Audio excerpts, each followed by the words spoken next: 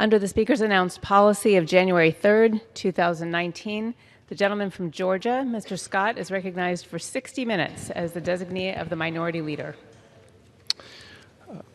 Madam Speaker, before I begin, I ask unanimous consent that all members may have 5 legislative days in which to revise and extend their remarks and include extraneous materials on the topic of this special order.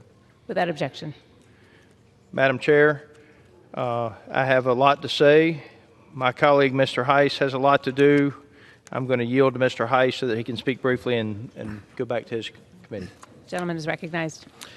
Thank you, Madam Chair, and I thank my good friend for yielding a quick moment. There are a few people in Washington, D.C. and in America that have had the impact of Senator Johnny Isakson. And when we think of Senator Isakson, no question, there are so many things that come to our mind. Senator, you have been an incredible statesman, a phenomenal leader, both in Georgia, here in the United States Senate, and in our country. And we just want to say thank you for all that you have done for us. I think personally, when I first came to Congress, you were one of the first individuals to reach out to me and to give advice and encouragement. And to this day, every time I see you, you do that. And you will never know how much that means. And I just want to publicly state that Johnny Isakson, Senator Isakson, is a hero for people all across this country. Your brilliant mind and your leadership will always be here, and we say thank you from the bottom of our heart. And may God bless you and your family as you go into this next chapter. Thank you. I yield back. Madam Speaker, today my colleagues and I rise to honor the legislative legacy and the life of my good friend and colleague and fellow Georgia Bulldog, U.S. Senator Johnny Isakson. For more than 20 years, Senator Isakson has served the people of Georgia in the United States Congress, tirelessly fighting for the people of Georgia. During his tenure, Senator Isakson has been a bellwether for many in our delegation, both as a member of this body and as a United States Senator. If I've heard it once, I've heard it 1,000 times. Where's Johnny on this? What does Johnny think about this? Have you spoken to Johnny on this? He has offered counsel that's been learned through his 40 years of public service that is invaluable to me and many of us in the Georgia delegation and throughout this nation. I have many personal stories about Johnny. Some of them are appropriate for the floor, some of them are not.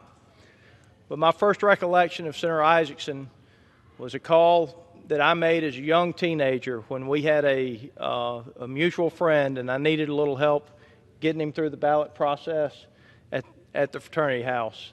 And Senator Isakson picked up the phone and called, and a few minutes later the president of the fraternity walked in and said, "I'm not quite sure who spoke to Senator Isakson, but this is the way the next vote's going to go." And that was all it took. So I can't tell you over the last 30 plus years how much you've meant to me and to my family.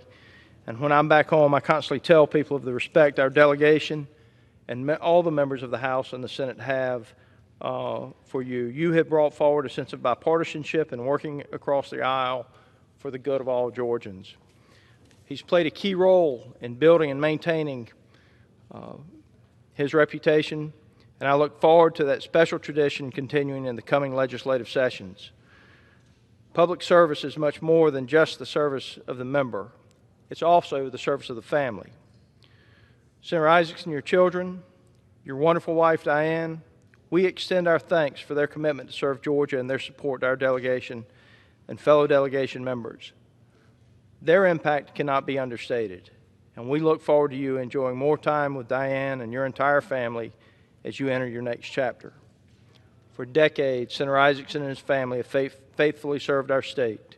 His character, godliness, and statesmanship will be greatly missed in Washington, D.C.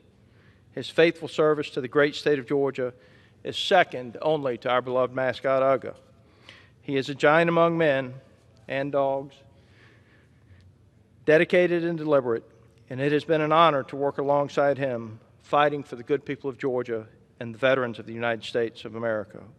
With that, I yield to my colleague and my fellow Georgian, Mr. Lewis. Speaker, I want to thank my beloved colleague and my friend for yielding. I would like to thank our colleague, Mr. Scott, for organizing this special order tribute to a great man, to a wonderful human being. Madam Speaker, I rise to recognize Senator Johnny Isakson, a son of Atlanta, Georgia. Senator Isakson is a special man. He is a good man. I want to thank him for his years of service in the Georgia State Legislature, in the United States House of Representatives, and now in the United States Senate. On February the 25th, 1999, I introduced Johnny as the newest member of the Georgia Congressional Delegation to the House of Representatives. He came to Congress as a graduate of the University of Georgia and a successful businessman. Before coming to Congress, he served as a member of the Georgia Air National Guard, the State House Minority Leader, a state senator, and as the chair of the State Board of Education. On that day, I said he brought a wealth of knowledge with him. I explained to our colleagues that in his decades of public service in our home state, Johnny delivered a reputation or developed a great reputation as a bridge builder, a man who has strong belief but also willing to work with others to get things done. Very quickly, members of the House and Senate discovered how true this was. This senator does not make a lot of noise, but he has the ability and the power, the capacity to speak to power. When Johnny served in the House of Representatives, we always found a way to come together, and we continue that tradition when he was elected to the Senate. Over the years, we worked together on many, many issues like transportation, water, housing, and veteran affairs. We always find a way to get along and to do the good work that people deserve. And time again, he stood with us. He worked with us to uplift African American in the state of Georgia, to recognize individuals like Dr. Martin Luther King Jr. and Jackie Robinson, native of Georgia. He did not just talk the talk, he literally walked the walk. Senator, you not only supported the reauthorization of the Voting Rights Act in 2006, but a few years later, you even co-led the Congressional Delegation to Selma, Alabama. And I want to say thank you for all of your good and great work. Those of us who know you will agree that you're always thoughtful and mindful, a warm and welcome gentleman in the truest sense of the word. For 2 decades, you, Senator, led a team that could cross the aisle without compromising your values. When a constituent came over for a meeting with you and your staff, they felt heard and respected. I hope you do not mind, but I would like to share a moment that stand out for me and will always stand out for me as long as I live to this very day. One morning before I was scheduled to read the 13th Amendment on the House floor, you asked me to come and speak with your staff about service and my own experiences. We had an honest and thoughtful discussion.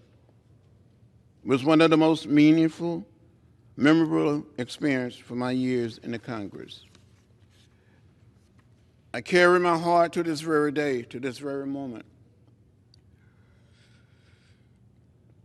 What you said. I believe 20 years have passed since I stood on the very floor to introduce you to Congress.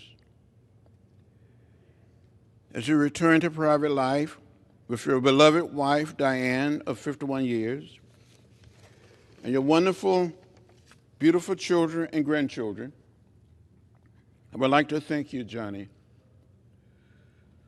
for your years of service. I would like to thank you for the service to our state, our nation. I wish you health and happiness, and take some time to enjoy a beautiful and wonderful life in the state of Georgia. You have been very good to the people of the state of Georgia, and I'm lucky enough and just blessed really to call you a friend and a brother. Thank you so much.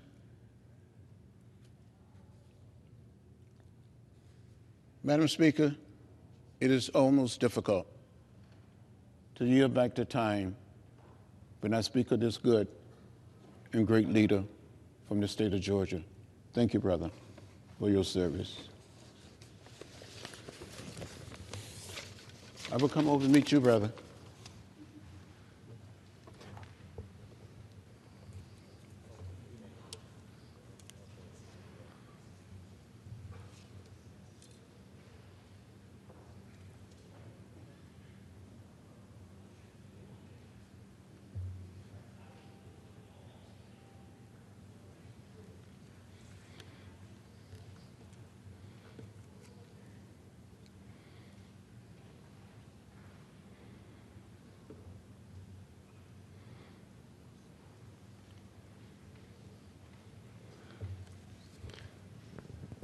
Madam Speaker, I wish all of America could be here to see that. Two icons from Georgia embracing. What a wonderful sight that I think is representative of the days of the past and the days to come, and how we should work together. Thank you both so much for not just for what you do, but for who you are.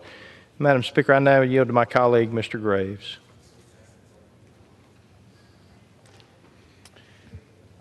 I thank Representative Scott for coordinating this this hour of tribute to a dear friend, and how humbling it is to follow my good friend Representative Lewis, who swore me in just the same, Johnny, just over 9 years ago, right here in this same spot.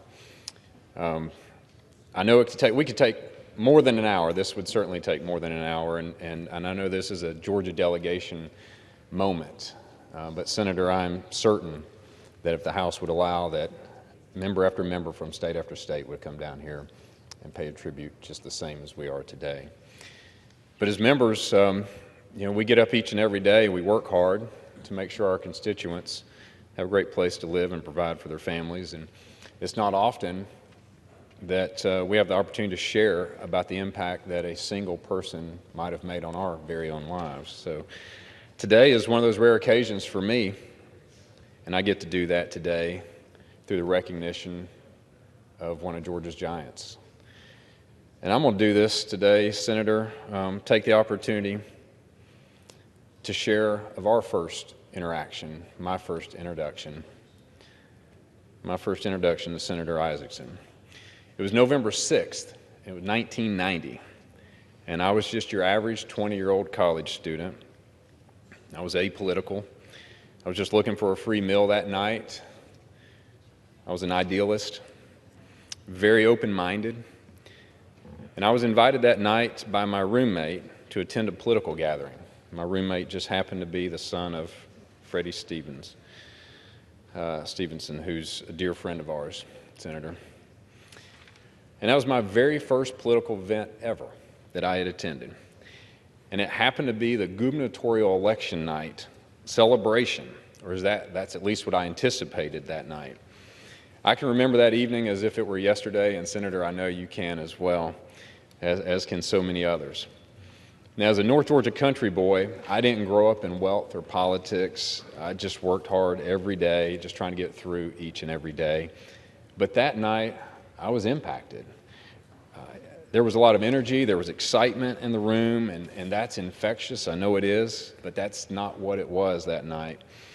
I was impacted more so than anything by a single person, a person I didn't even know yet, a person that I would soon get to know very well, though. You might suggest that I was impressed by his resume, his history, and what all he had done. I mean, after all, we gloss over what has been accomplished, but he has served in the Georgia Air National Guard. He was 14 years in the Georgia House as a minority leader. He was co-chair of a presidential campaign, president of one of the largest real estate companies in the country, and yes, has been mentioned, he was a Georgia Bulldog. All of that by 1990. That's impressive, but that's not what captured me that night. I was totally unaware of all those things. Nor could it have been his future because none of us knew. None of us knew what that might be yet. That was so many years ago. The fact that he would one day run and be elected to the state Senate, that he would be a candidate for U.S. Senate in 1996, he'd head the state school board, be elected to the U.S. House in 1999, sworn in by the great John Lewis, and then 5 years later elected to the United States Senate as our senior senator. That was something so much more, Johnny. Something more, there was so much more than that, Senator, that we had yet to know. I mean, it was more than your resume, it was more than your title, and it was more than you were going to accomplish that stirred me, or that stirs any individual. It was on that night in 1990 where a man I had never met, with a name I certainly couldn't pronounce, with a history that I didn't know or a future yet untold, he caught my attention. My first true interaction, my first impact by a political figure in my life was that night in 1990. When the results were not what they had hoped for, or what the senator had hoped for at the time, or what they had worked for, and yet they were in a room of friends and supporters and had to address them that night. Now, if you were an onlooker like me and a 20-year-old college student, what do you expect? You expect maybe there's going to be bitterness. There's going to be regret. There's going to be some blaming. There's going to be some divisiveness. That sounds so familiar, certainly today, but it was different. Instead, Johnny Isakson, he took the stage with grace, with respect, with dignity, with vision, and with a confidence that I never expected in a person. And whether he knew it that night, at that time, he chose to impact, and he chose to inspire, and he chose to inspire me. I know this story is not unique to me. I know it's not. There's 45 years of stories like that, Senator. I just happen to be one. He was paying forward before it was even a thing to do. And now, 29 years later, I can stand before each of you. I stand before you as one who served in the Georgia House for 7.5 years, and now in my 10th year here in Congress, and a future still yet untold. I get to stand before you, Senator, and say thank you. Thank you. Thank you, Senator Isakson. Thank you for caring. Thank you for being an example of what is needed so much today. And it's with deep gratitude that I get to pay tribute in your farewell to the one who might have lost an election in 1990, but won the trust of a 20-year-old college student that night. A true fighter for Georgia, a great statesman, and a dear friend. Thank you. Thank you so much, and may God bless you in the days ahead. Thank you. Thank you, Mr. Graves. And I now yield to my friend and colleague, Mr. Bishop. I thank the gentleman for yielding, and I thank my colleagues for this special order giving tribute to a good and a great man. Winston Churchill once said, "You make your living by what you get. You make your life by what you give." My friend Johnny Isakson has given so much to so many for so long. he has truly made a life. Johnny Isakson has been a true statesman in his remarkable career as a public servant for Georgians.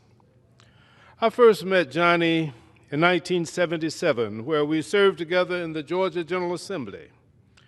We developed a friendship which has endured through our work together in the State House, the U.S. House of Representatives, and during his service as our Georgia Senator. Throughout his career, he's not viewed issues from a partisan perspective, but for the good of all Americans. Johnny served as a Republican in both chambers of Georgia's state legislature, but he was appointed by Georgia's Democratic governor, Zell Miller, to be the chairman of the Georgia State Board of Education. His integrity, his kindness are invaluable qualities in a legislator and have no doubt been a defining measure of his success. I am honored to call Johnny my friend. We will miss him in the delegation. His loss will be felt deeply, but we can all agree that he is very much deserving of a happy retirement spent with his wife, Diane, their children and grandchildren. And we wish you the best, Johnny. The poet said, "Isn't it strange how princes and kings and clowns that caper in sawdust rings and common folks like you and me are builders for eternity. Each is given a bag of tools, a shapeless mass, and a set of rules, and each must make, ere life is flown, a stumbling block or a stepping stone." The people of Georgia, the people of our nation, and indeed people all across the world are so blessed that you have used your life and your career not as a stumbling block, but as a stepping stone for a higher, better quality of life for humankind. Thank you, and God bless you.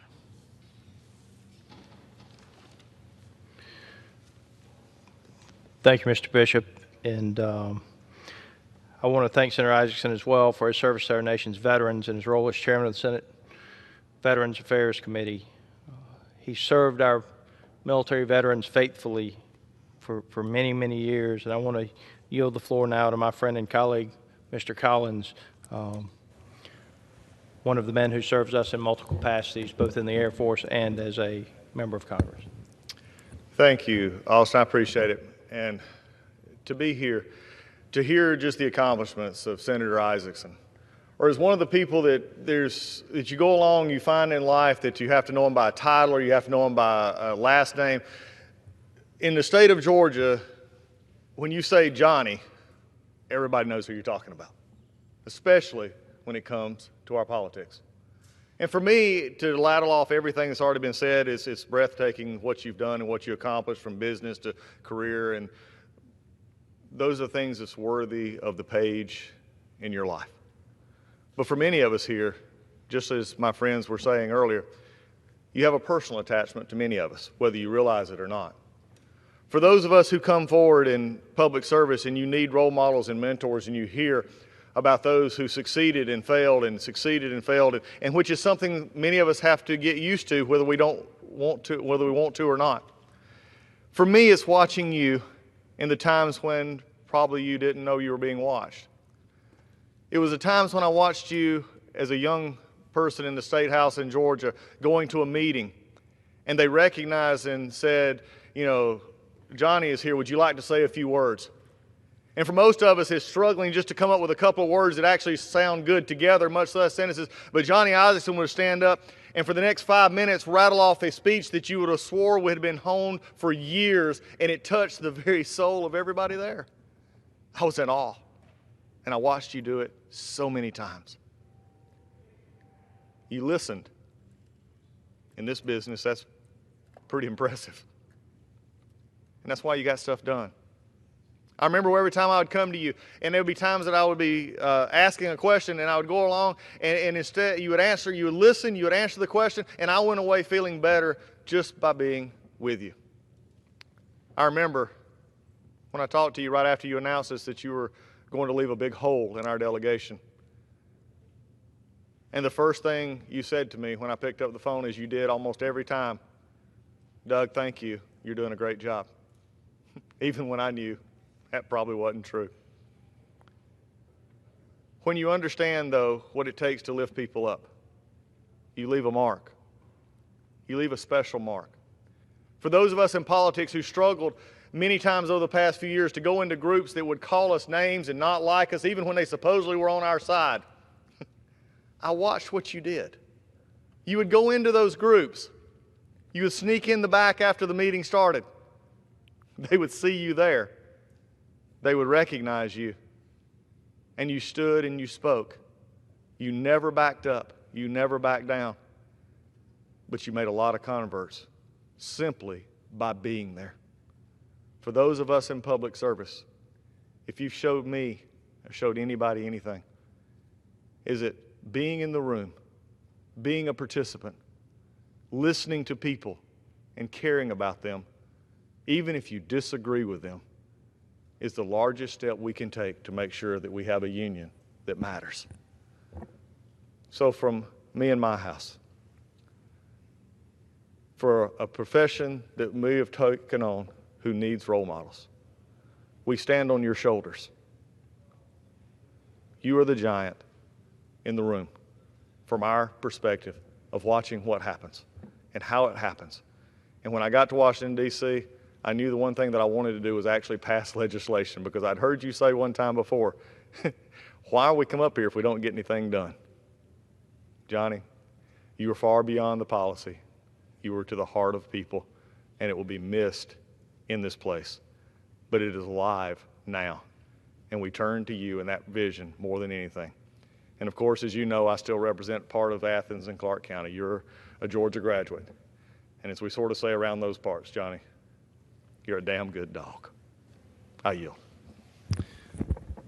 Thank you, Mr. Collins. I now yield to my colleague, the gentlelady from Georgia, Ms. McBath.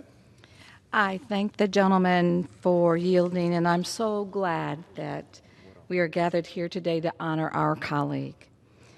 It's an honor to represent Georgia's 6th District here in Congress, and it's truly an honor to hold the seat that Senator Isakson once held. Senator Isakson has spent decades in service to the state of Georgia and to our great nation. His legacy has left an unforgettable mark on Georgia and the United States Senate. He is known in our community for being a friendly neighbor and for being a truly good man, and I am honored to call you my friend. We share a passion to make Georgia the best place to live and to start a family.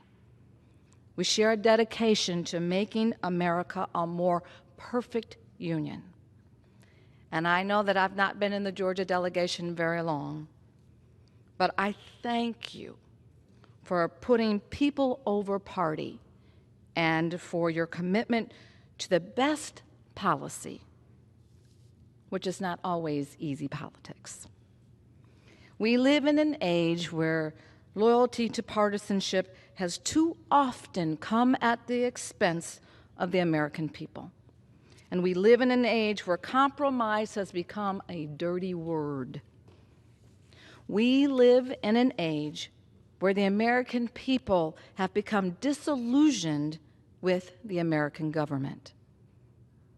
Senator Isakson, you have defied that age.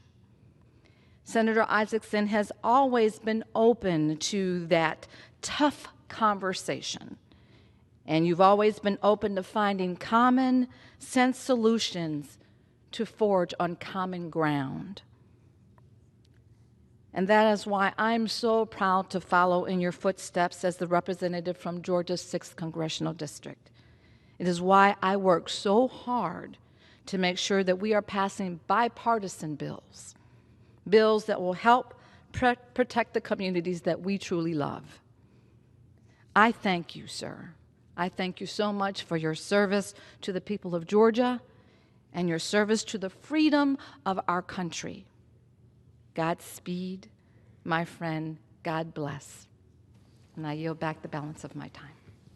I thank the gentlelady, and I now yield to my friend and colleague, Mr. Woodall. I thank the gentleman for yielding. I'm enjoying listening to the partnership conversation. I want to come from a different perspective, though. I want to talk about the partisanship conversation.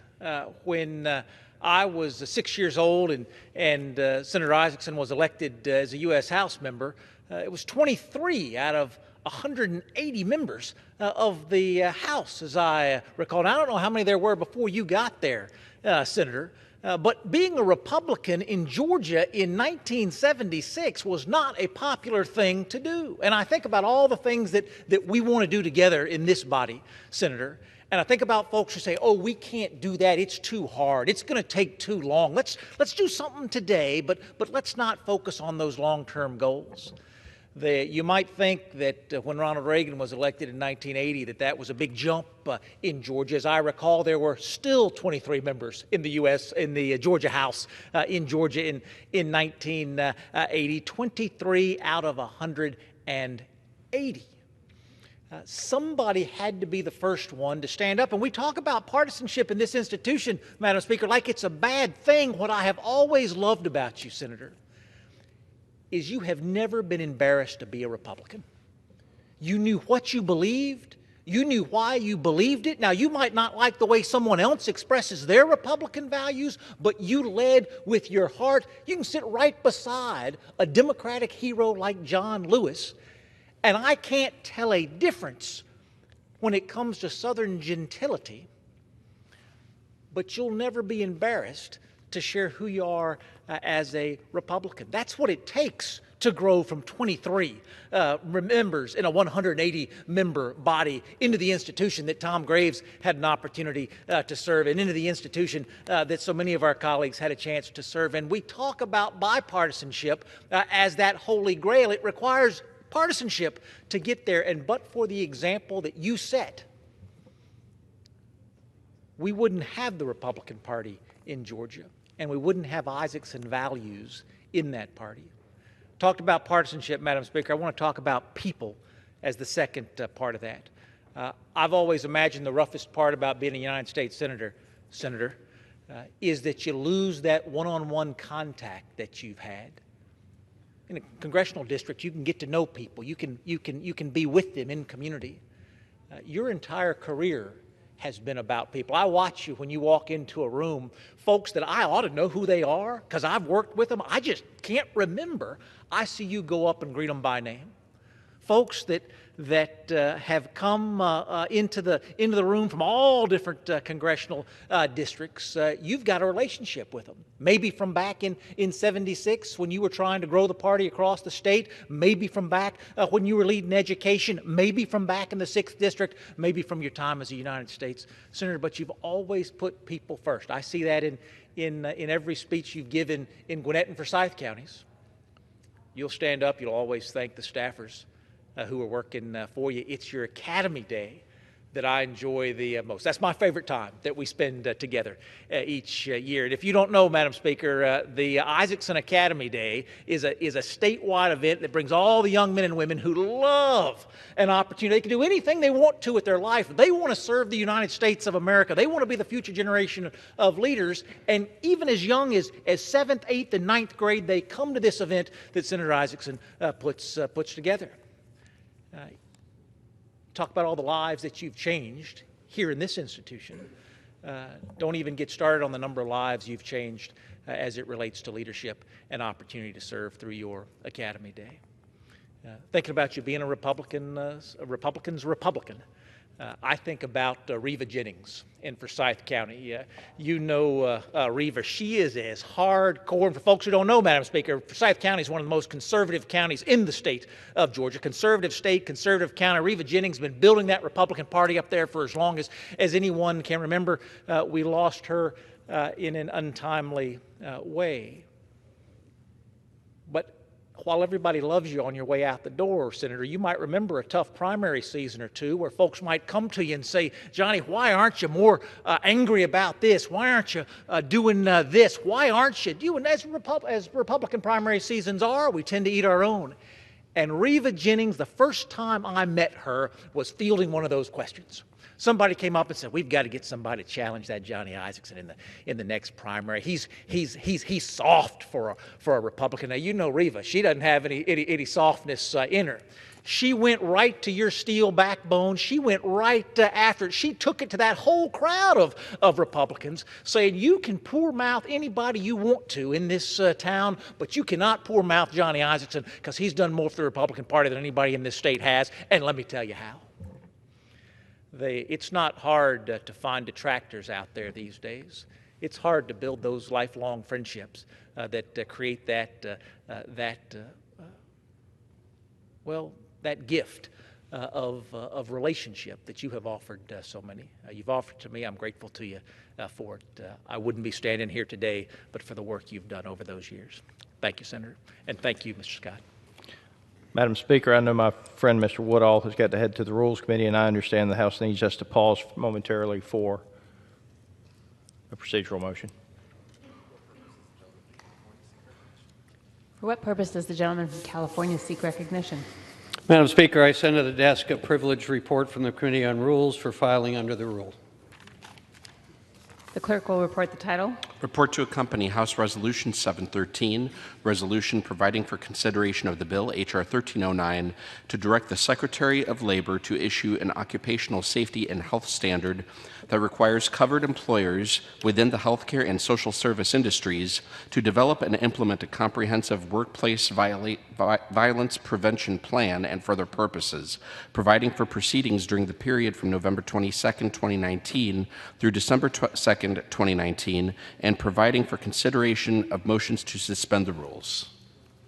Referred to the House calendar and ordered printed. Gentleman from Georgia is recognized. Madam Speaker, I yield now to my good friend and colleague, Mr. Carter. Thank you, Mr. Speaker, and thank you, Representative Scott, for putting this together. Indeed, something well-deserved.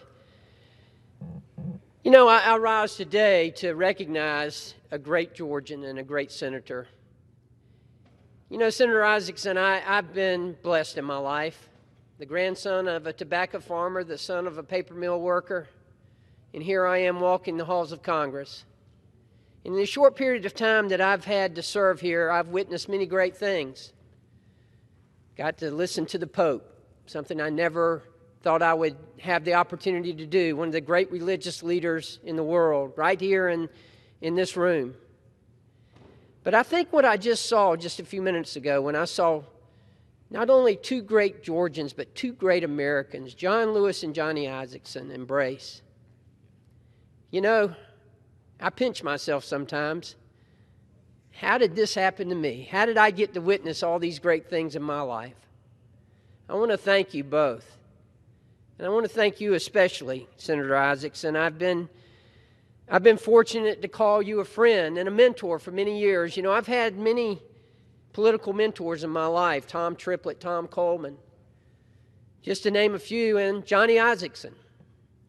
I can remember hearing the story from then minority leader of the House of Representatives in the Georgia State House when you, Senator Isakson, would tell the story of leading such a small group that General Custer had better odds than you had at that time. I'll never forget that. And you know, it taught me perseverance. It taught me to always work hard and to continue on. And I've always looked at that and admired that in you, and I appreciate it very much. Your dedication to our state and our nation has truly been unmatched. And is something that I've admired throughout all my time in public service. Senator Isakson, you're one of the greatest Georgians to ever serve, and one of the only Georgian, in fact, the only Georgian to have ever served in the Georgia State House, in the Georgia State Senate, in the House of Representatives, and in the United States Senate. I got 3 out of 4. I don't know if I'll ever make it across over here, but if I do, I'm going to catch you, because I've had the honor as well. And at each of those levels that you've served, you've been successful in advancing policies for the betterment of the state of Georgia and for the United States of America. And I think that's what's so very important. Everywhere you've been, every step of the way, it's always been for the people, always been for the betterment of our state and of our nation. During a time in our political history in which Americans seem to be increasingly divided, I've always looked to you as one of the most important achievements that I think that you've made is to build bipartisanship, is to reach across the aisle, is to come together. You know, I hear my staff tell the story of, you don't hear about Senator Isakson being involved in a big fight over in the Senate. But in the background, he's in a knife fight, and he's winning. You know, that's what we all aspire to do. We all want to be known as statesmen, and we all want to be successful and win our matches. But you are, and we don't even know about it most of the time.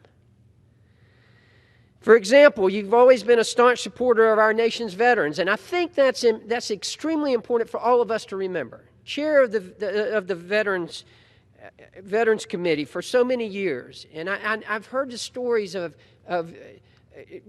problems at the VA and of Senator Isakson picking up the phone and calling the family member and apologizing. Now, this is the chair of the Senate Veterans Committee calling someone and apologizing for them having a problem at the VA center. Can you imagine? But that's what we admire. The overhaul to the VA Veterans Choice Program, modernizing VA hospitals in the Mission Act, all of these signed into law as a result of your efforts. Every year for over a decade, Senator Isakson has held a barbecue in the Russell Building to feed his colleagues from both sides of the aisle. Now at the retirement at the end of this year, the state of Georgia, the United States of America, loses one of its great political assets. And I know you've made the point that you're going to sprint through the finish line, and that's important. I want to thank you, Senator, for your service to our state. I want to thank you for your service to our nation. I want to thank you for the example that you have set for people like me. Thank you for always being a step above the political infighting in order to do what you truly thought was best for Georgians. And as you continue to do what is best for your health, you and Diane will always be in my thoughts and prayers. Thank you, Senator, for your service to our country. God bless you. Madam Speaker, could I inquire as to how much time we have remaining? The gentleman has 18 minutes remaining. 18 minutes, ma'am?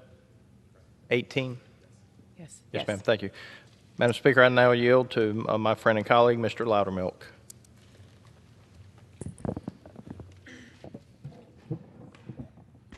Thank you, Representative Scott, for this time here, and thank you for organizing this.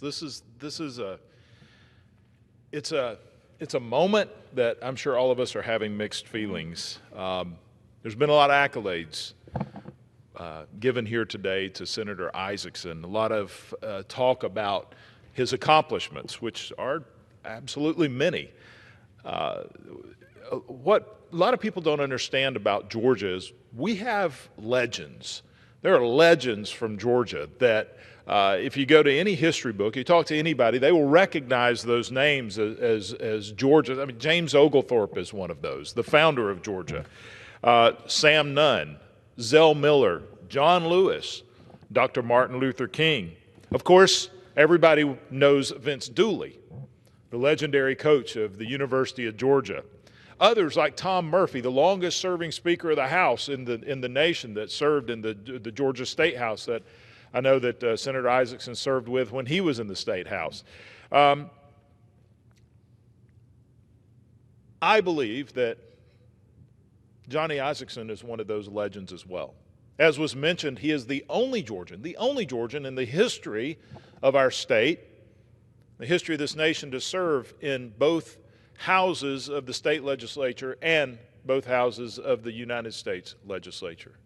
An accomplishment no one else has ever achieved. Now, the one thing I know about Senator Isakson is the character of the man.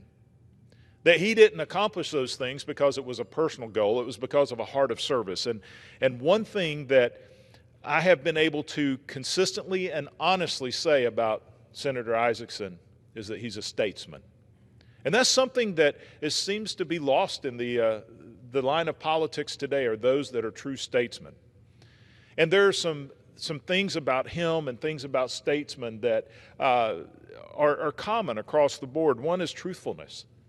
And I can tell you that Senator Isakson, Johnny will tell you the truth, even if it's something you don't want to hear. But yet he will tell you in a way that you will appreciate that, because he's doing it to uplift you and to make you better, not to draw you down. Faithfulness. He has been faithful to his faith, his God, his family, his political beliefs, his party, but more importantly, this country and the institutions that he's represented. Another is trust. That is something that is lacking in modern politics, but I can tell you this, that Johnny Isakson has never, ever told me something that I ever questioned after that. If he told you he was going to do something, it was going to happen. Loyalty. Loyalty is another area that he has always been loyal to those who are his friends, for those he represents, for his nation, and for his state. Commitment. He's a very committed person to those things which he believes in. Civility is one of those that really is lost today. But as many have spoken here today, he has not only reached across the aisle, but he's reached across the state to try to bring civility back into politics. And the last one, which is, I think, most important to me, is friendship. The mark of a statesman is all of those, but mostly friendship. I was in another member of Congress's office recently, and Senator, there was a poster. It made me laugh. There was a poster on their wall that said, "If you want a friend in Washington, get a dog." Well, I don't think that member ever met Johnny Isakson, because he is a friend. Not only to me, he's a friend to Georgia, he's a friend to all of us, he's a friend of the United States.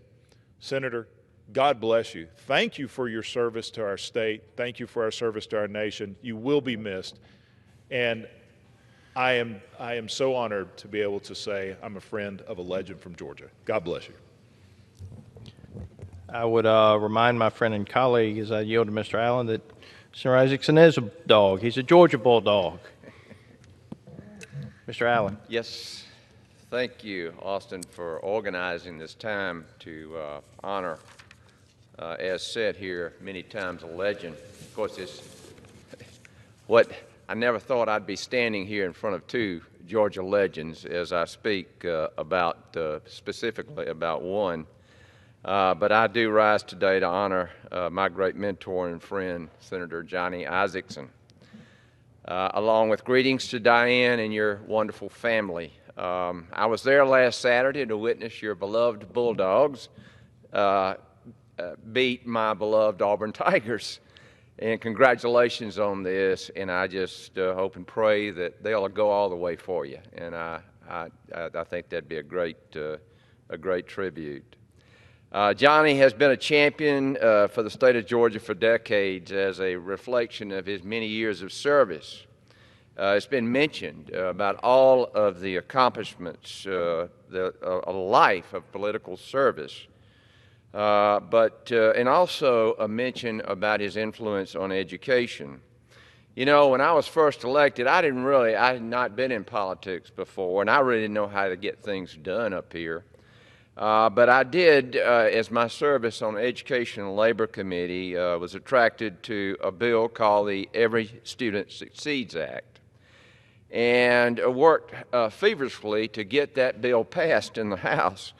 and by a margin of mere 5 votes, 218 to 213.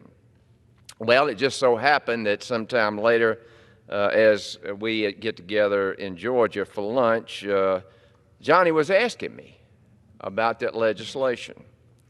And I told him, I said, we're going to return control to the states. We're going to try to get the federal government out of the classroom so that our teachers can have more time to teach. And you quickly became a champion in the Senate and helped garner bipartisan support. Now, this is the way things should work. That bill, the Every Student Succeeds Act, then passed the Senate 81 to 17 and went to a conference committee, all because of the influence of this incredible man. When that version then came back to the House, I'm standing right there looking at our ranking member, and that bill passed in this House 359 to 64. I'd never seen anything like that, Johnny, and it's all owed to you, and the impact on education is going to be felt throughout this nation. It's quite a difference, and it shows the depths of your influence in these halls of Congress. And, of course, throughout your service, you've demonstrated the true meaning of servant leadership by always putting the needs and priorities of Georgia first.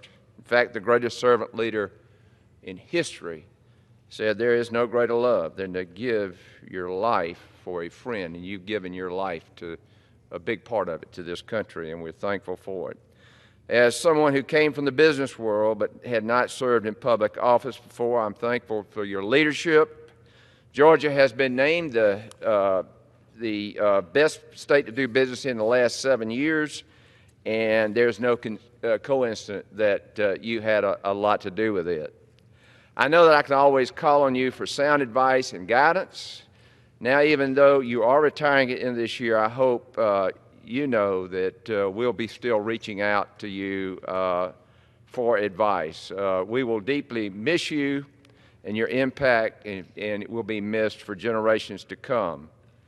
There's no doubt that Georgia has big shoes to fill, and I think our delegation is up to the task, which is a testimony to your leadership and example to me and my colleagues. Johnny, please know that we will do our best to make you proud and honor your legacy. Robert, I wish you and Diane all the best during this next chapter in your life. God bless you and your family, and I yield back. Madam Speaker, I now yield to my colleague, fellow Bulldog and Georgia Beta alumni, Mr. Ferguson. Thank you, Mr. Scott. Senator Isakson, that feels a little formal saying it. Johnny, as a constituent, and how I know you, I want to thank you so much for your dedicated service to our state. As others have talked about their first meetings with you, I remember mine fondly. Not unlike my colleague, Mr. Graves, it was at the University of Georgia. I was a freshman, sitting on the steps of a fraternity house, completely clueless about the world, not having an understanding, self-absorbed. And I remember sitting on the steps as you came, had no idea who you were, and you talked to us about a brighter future. You talked to us about what it meant to be a Georgian. And I remember when you left, I remember thinking two things from that moment. That's maybe the nicest person that I've ever heard from in my entire life. And secondly, I was pretty touched that someone was looking out for my future that didn't even know me. And over the years, as I watched you, began to follow you, I saw that play out firsthand. I saw how important the state of Georgia was to you, and what made it important, the millions of Georgians that you love and care about, the ones that you don't know, the ones that you do know, the ones that are yet to come. Your unwavering commitment to make our state and this nation a better place for all of us is something that can never be forgotten. You have set a standard for being a gentleman and a statesman that we should all follow. It's pretty remarkable that we, as a Georgia delegation, are getting to sit here today and not only speak to you, but to our dear colleague John Lewis as well. because many of those same things that we say about you, we have to say about our colleague, Mr. Lewis. There's a genuine love for our Georgians, a sense of decency, a sense of optimism, the desire for a bright future. All of those things come through, not just in your words, but in your actions. And I want to thank you for that. 40 years of service to making our lives better. And I'm not exactly sure what piece of legislation you took up shortly after you met me or I had the chance to meet you and hear from you on the steps of a fraternity house in Athens, Georgia. But I feel confident that whatever it was, it made my life better many years later. And I thank you for that. We ask that God continue to bless you and Diane, and know that we owe you a debt of gratitude that we'll never be able to repay. Thank you, and God bless you.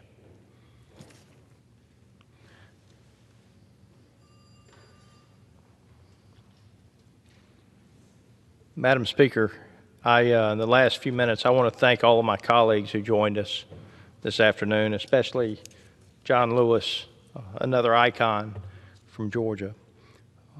Certainly America and the world is better off because of both of these men. I think the strong bipartisan presence here lends to the extraordinary impact that Senator Isakson has had on our delegation and the great respect that we have for his service to our state and our nation. Senator Isakson, I've been told that I can't call you Johnny on the floor. But if I could, I'd say, Johnny, we love you. Thank you for your service to the great state of Georgia. America and the world is a better place because of the service that you have provided to our nation and your fellow man. With that, Madam Speaker, I yield the floor. Gentleman yields back. Under the Speaker's announced policy of January 3rd, 2019, the gentlewoman from New Mexico, Ms. Holland, is recognized for 60 minutes as the designee of the Majority Leader. Madam Speaker, I rise today in honor of Native American Heritage Month, and as part of this acknowledgement, I wish to state that we are on